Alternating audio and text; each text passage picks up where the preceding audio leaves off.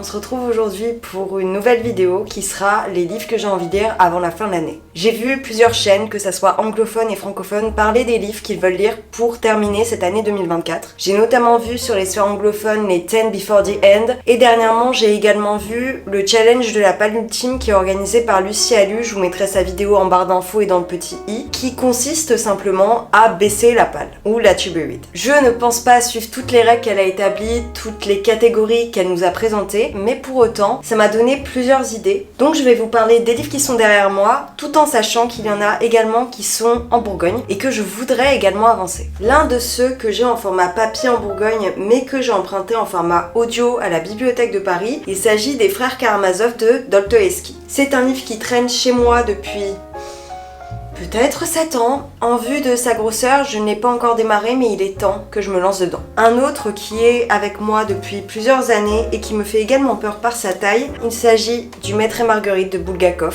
Là encore, il s'agit d'un auteur russe. C'est un livre qu'on a survendu auprès de moi lorsque j'étais adolescente, mais j'avais vraiment peur de ne pas saisir le réalisme magique. Et en fait, il est là depuis trop d'années pour que je ne le commence pas. Celui que je viens de sortir, il correspond tout à fait à la catégorie populaire qu'a présenté Lucie dans son challenge, Betty de Tiffany McDaniel.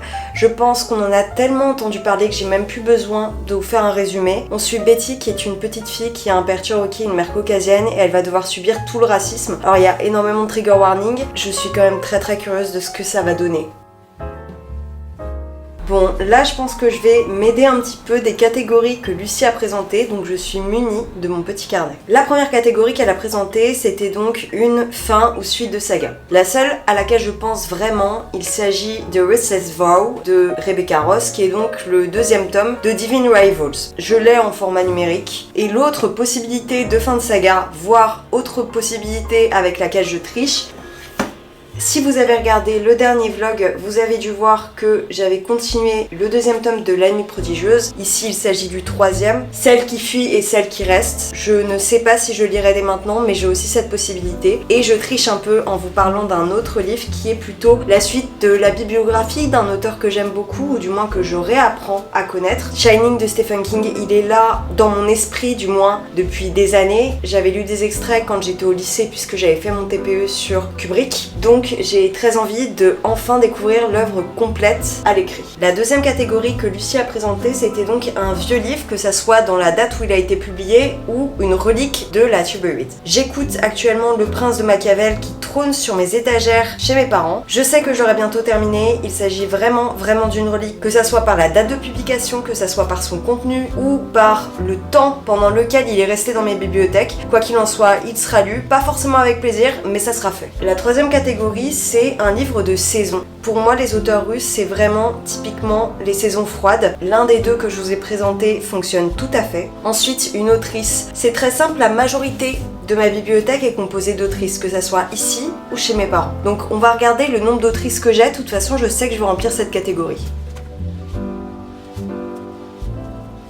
Ça va être vite vu que dans les 12 livres qui sont derrière moi, il y a 10 autrices. Si le cadre a un peu changé, c'est que le focus se fait pas trop, alors j'essaye de trouver une alternative. La catégorie suivante que Lucie a proposée, c'était la SFFF. Alors, je ne suis pas une grande adepte de SFFF, pour autant, j'ai demandé le Hobbit en édition collector poche à mes parents et je sais que ça va m'être offert. Je pense que je dirais le Hobbit parce que c'est vraiment un livre qui me donne toutes les vibes des saisons froides en fait. Je vous disais que je faisais pas le challenge, mais au final, c'est ce qui est en train de se passer là. L'une des autres catégories, c'était un livre qui nous a été prêté et ça tombait très bien puisque j'ai commencé un livre que Iman m'avait prêté, donc si elle passe par là, je te remercie parce qu'il me plaît déjà beaucoup. C'est donc As Young As This de Roxy Dune. Ici, la narratrice va revenir sur 10 à 12 relations. En fait, ça va être vraiment tous ces déboires amoureux, mais ça a pas l'air niais. En tout cas, de ce que j'en ai lu, j'aime déjà beaucoup ce qui m'est présenté, donc je lirai celui-ci.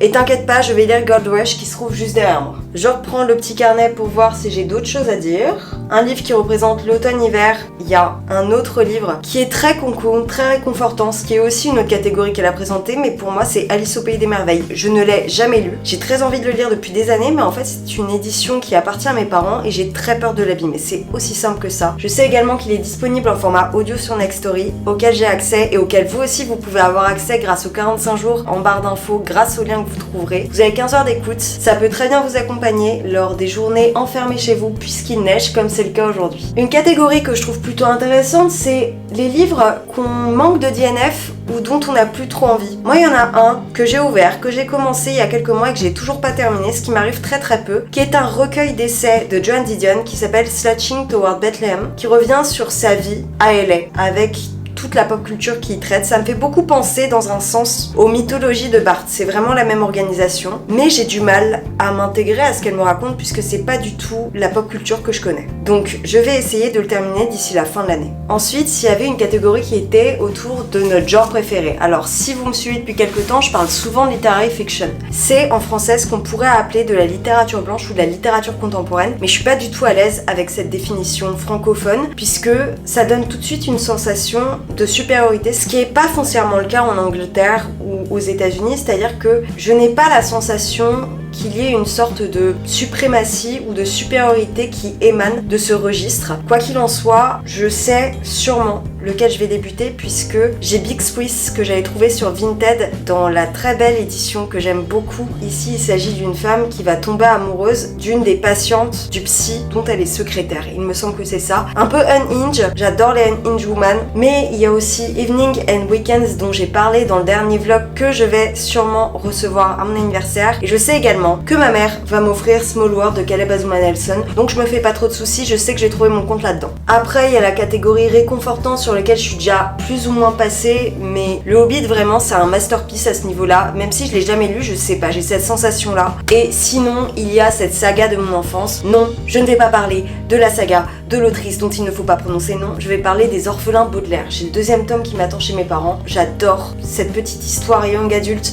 un peu macabre, un petit peu sordide, je les empruntais tout le temps quand j'étais gosse. Bref, il y a celui-là aussi. Et sinon, il y a donc dernier achat, dernier cadeau. Vu que, comme je viens de le répéter à tort et à travers, je vais avoir 25 ans très bientôt, ça va forcément changer. Mais l'autre possibilité que je sais que je vais me procurer, eh bien, je vais me la procurer lors du festival du livre de Montreuil, auquel je me rends. Il y aura des livres en avant-première, notamment celui de Capucine qui sort en janvier. Donc, je sais que celui-ci fera sûrement partie de mes dernières lectures de l'année. J'en ai sûrement oublié, il y en a peut-être auxquels je vais penser après, il y en a que je vous ai déjà évoqué dans d'autres vidéos, mais voilà ce qu'il en est pour l'instant. On en reparlera de toute façon d'ici là, puisqu'on est que mi-novembre actuellement. Je vais juste vous quitter en vous disant ce que je suis en train de lire, en plus de As Young as This, Billy Summers de Stephen King. Il me reste 200 pages environ. J'ai eu du mal à me mettre dedans, si c'est un livre qui vous intéresse. Les 300 premières pages m'ont semblé un peu plates, et là, ça a vraiment avancé. Je trouve ça à la fois touchant, très boomer. Par contre, faut pas avoir peur de remarques un peu sexistes,